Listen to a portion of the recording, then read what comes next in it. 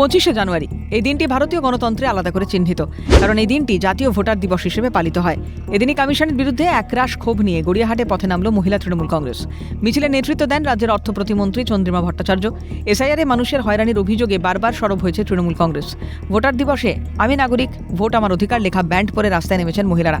এদিন চন্দ্রিমা ভট্টাচার্য বলেন, যারা দীর্ঘদিন ধরে ভোট দিয়ে আসছেন তাদের আবার নতুন করে প্রমাণ দিতে হচ্ছে যে তারা ভোটার, তাদের ভোট দেওয়ার অধিকার আছে। তিনি নির্বাচন কমিশনকে উদ্দেশ্য করে বলেন, নিরপেক্ষ সংস্থাটিকে মনে করিয়ে দিতে চাই যে সংবিধান এই অধিকার দিয়েছে, সেই সংবিধান সম্মত পদে বসে সংবিধানকে তছনছ করা যায় না। তাই মানুষের অধিকার রক্ষা করতে রাস্তায় নেমেছেন তারা।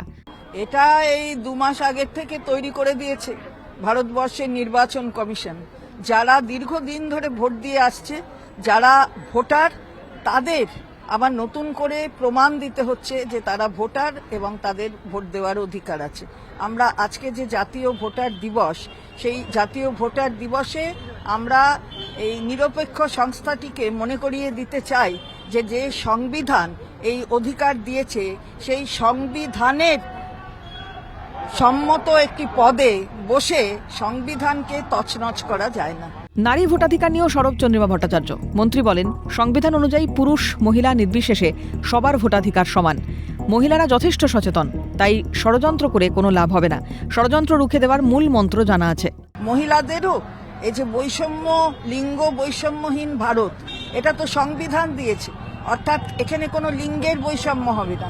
ভোটের অধিকার যখন ছেলেরা পেয়েছে, মেয়েরাও ভোটের অধিকার পেয়েছে।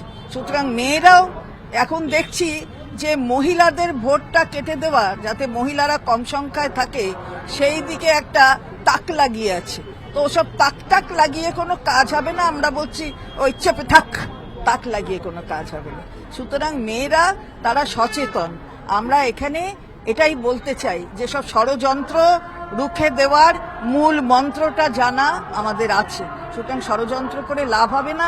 মেয়েরাই দেখিয়ে দিচ্ছে যে কিভাবে সমাজকে আরো এগিয়ে নিয়ে যেতে হয়। একেবারে নির্বাচন কমিশন তার বিরুদ্ধে তাদের লড়াই কিন্তু জারি রয়েছে।